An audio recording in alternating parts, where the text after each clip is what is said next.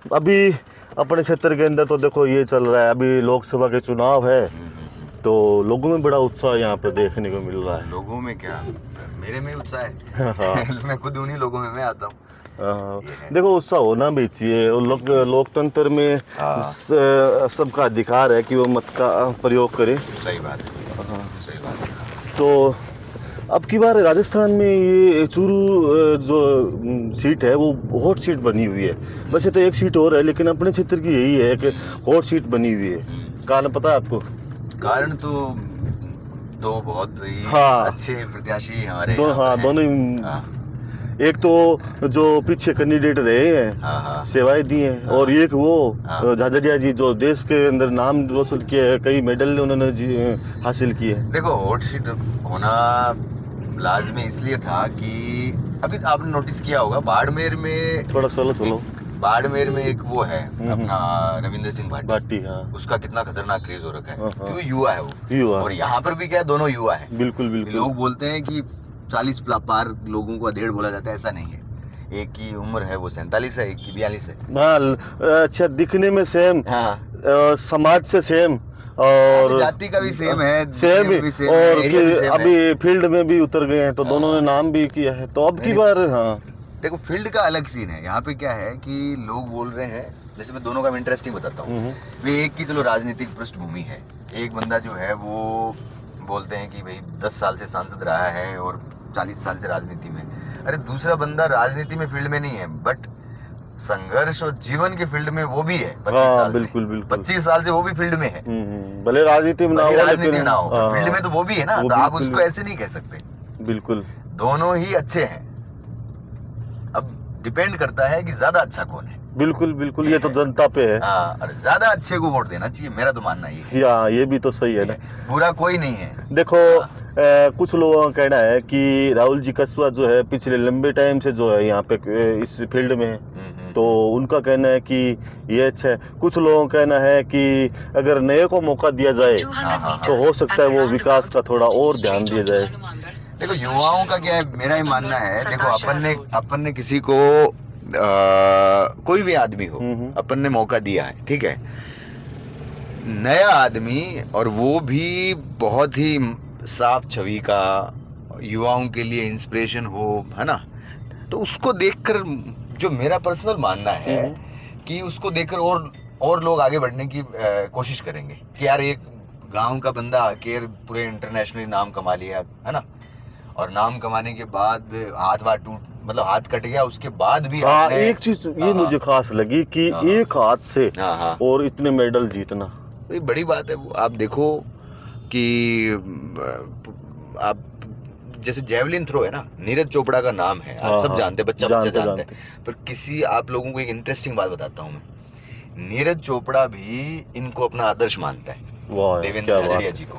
ये अंदर की बात बता रहा हूँ आपको मैं।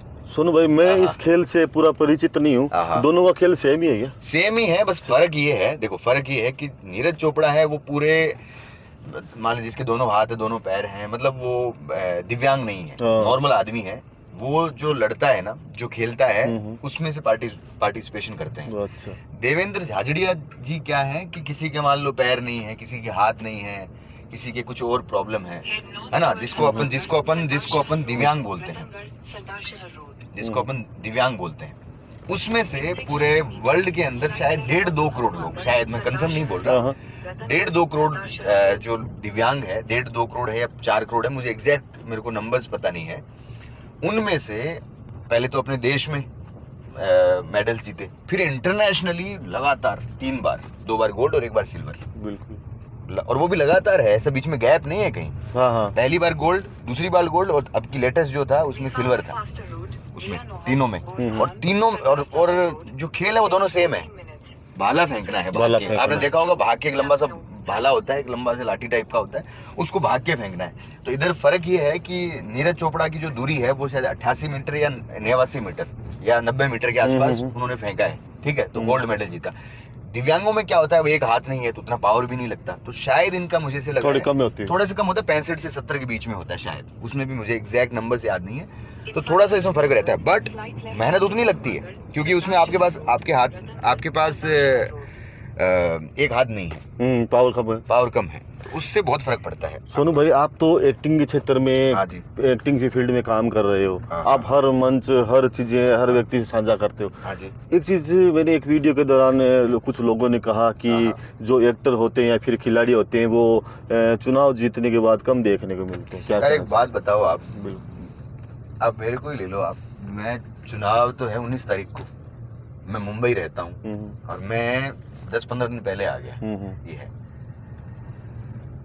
एक्टर या खिलाड़ी है ना, आपको लगता है कि वो ग्लैमर में जी रहा है, पर आपको नहीं पता है कि वो कहाँ से निकल के कैसे गया है। वो उसने एक गांव में रहता तो उसने गांव की जिंदगी देख ली है। एक खिलाड़ी है वो गांव से निकलता है तहसील स्तर पर, तहसील से वो जिले पे जाता है, जिले से राज्य में, राज्य से फिर नेशनल, इंटरनेशनल, कितनी सारी जिंदगी वो अपने उस करियर में देखता है, कितने सारे लोगों से मिलता है। तो उनका अनुभव ऐसा नहीं है कि वो गांव से जुड़ा हुआ नहीं है। मैं तो कह रहा हूँ उसका अनुभव अगर 20 साल से बाहर रह रहा है ना आदमी, तो 20 गुना ज्यादा हो गया एक आदमी ऐसा जो गांव में बैठा हुआ है। तो आप कह ही नहीं सकते कि आप वो उसने गांव में क्या देखा है। मैं आपको बता दूं, मुंबई से मैं मेरी बात कर रहा हूँ, मुंबई से हर महीने गांव आता हूँ मैं, और आज भी जुड़ा हुआ हूँ मैं। बिल्कुल, देखो गांव की मिट्टी तो वो तो अलग ही है। तो कुछ लोगों का जो अपने सोशल मीडिया के दौरान जो अपन रोक लेते हैं थोड़ा, अच्छा, हल्का फुल्का नाश्ता, ठीक है रोक लो। तो कुछ लोगों का कहना है कि राहुल जी कछुआ जो पिछले लंबे टाइम से सेवाएं दे रहे हैं, तो उनको भी मौका मिलना चाहिए। नहीं, राहुल कछुआ जी को मौका तो बिल्कुल मिलना चाहिए, मिला ना, मतलब दो बार मिला। और अब की बार उनको मौका, मुझे ऐसे लग रहा है कि उनको, जैसे मेरा व्यक्तिगत मानना है कि जैसे झाझड़िया जी को टिकट मिली, उनको सपोर्ट करना चाहिए था ऐसे बड़े भाई होने के नाते। वाह यार, ये बहुत बड़ी बात है, ये बहुत बड़े भाई। और मैं बता रहा हूँ उनकी रिस्पेक्ट है ना, वो कहाँ पहुँचती सच में। आपका कहने का मतलब है कि एक मिनट बाहर आके थोड़ा सा बात करता हूँ, थोड़ा सा लोग खोलिए सर, कि मैं देखो 12 और मिनट के लिए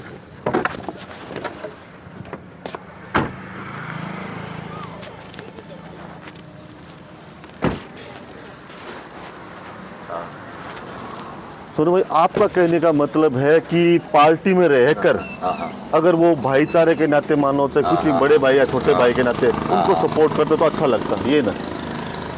अच्छा क्या लगता, उनका इज्जत जो मान सम्मान अभी भी है, ऐसा नहीं है कि उनका मान पार्टी में वो होता, पर पार्टी में नहीं। वो थोड़ा सा क्या है कि अपना खुद का घर छोड़ के अपन दूसरी जगह जाते हैं ना, तो उसका इमेज का फर्क पड़ता है, बहुत ज्यादा फर्क पड़ता है। और वो जो सहानुभूति है ना, उसका इम्पैक्ट झाझड़िया जी की तरफ ज्यादा जाएगा लोगों का। वो साफ छवि वैसे ही है, एक आदमी है जिसकी साफ छवि थी, अभी भी साफ है सामने, मतलब राहुल जी कछुआ की। बट प्रॉब्लम यहाँ पे क्या है, प्रॉब्लम सबसे बड़ी एक ही है यहाँ पर, कि आप अपनी जगह छोड़ के दूसरी जगह चले गए और आप एक नया बंदा है, आपका छोटा भाई है। आप एक काम करो, राहुल जी के उस पर फेसबुक पे जाओ आप, जब इन्होंने गोल्ड या सिल्वर जीता था ना, तो इन्होंने बहुत सारी बधाइयाँ और बहुत सारे मैसेज डाले थे सोशल मीडिया पे देवेंद्र जी की तारीफ के लिए। बिल्कुल है ना, तो उनकी तारीफ के लिए शुरू से उनको पता है कैसे क्या है। तो अगर उनके सहयोग के लिए आते ना, तो बहुत फायदा होता। इस बार राजनीति की बात करूँ तो एक साइड है 400 पार मोदी सरकार, और दूसरी साइड है विकास की, जो यानी विकास की सेवाएं दी है। क्या लग रहा है कौन निकल सका अपनी चूरू लोकसभा में? देखो, चूरू लोकसभा में मेरा मानना ये है कि जाति समीकरण का तो मुझे लोग बोल रहे हैं, लेकिन होना नहीं चाहिए। वो नहीं होना अगर जाति समीकरण को हटा दिया जाए तो। और मैं तो गाँव में इधर आजकल, और मेरे कार्यक्रम भी बहुत सारे रहते हैं, तो मुझे समझ में आ रहा है, युवा जो है ना, हमारे जैसे युवा है, और जो बाकी के जो और भी लोग हैं, वो देवेंद्र झाझड़िया की तरफ झुकाव ज़्यादा है। 400 पार की साइड में झुकाव है। 400 पार का मेरे को नहीं पता है, देवेंद्र झाझड़िया की तरफ है। 400 पार का तो देखो, वो तो यानी आपका कहने का मतलब है 400 है, वो अपन को आपका कहना है कि अब की जो युवा है उनका झुकाव झाझड़िया की तरफ है। बिल्कुल, तो जिले में तो है। सोनू भाई, ज़्यादा एक्टर होने के नाते मैं चाहूँगा कि अपना लोकसभा चुनाव में मतदान प्रतिशत बढ़े, इसके लिए लोगों को जो है अपील करें कि वोट ज़्यादा से ज़्यादा करें, क्योंकि आपका एक वोट से सांसद बनता है, आपके एक वोट से विधायक प्रधानमंत्री बनता है। देखिए, मैं सारे हमारे चूरू जिले के जितने भी लोग हैं, मेरी यही विनती है सारे युवाओं से, सबसे यही विनती है कि आप वोट ज़रूर दें। आप ये मत समझें, आप जिसको देना है दीजिए, आप वो आपका अधिकार है, पर वोट ज़रूर दें। वोट देने से क्या होगा कि आप सही आदमी को संसद तक पहुंचा सकते हैं, और ये है। और मैं फिर बता रहा हूँ, जो ज़्यादा अच्छा है उसको वोट दीजिएगा। बिल्कुल बिल्कुल, बहुत बहुत धन्यवाद Thank सर you भाई, बात thank करने के लिए। Thank you.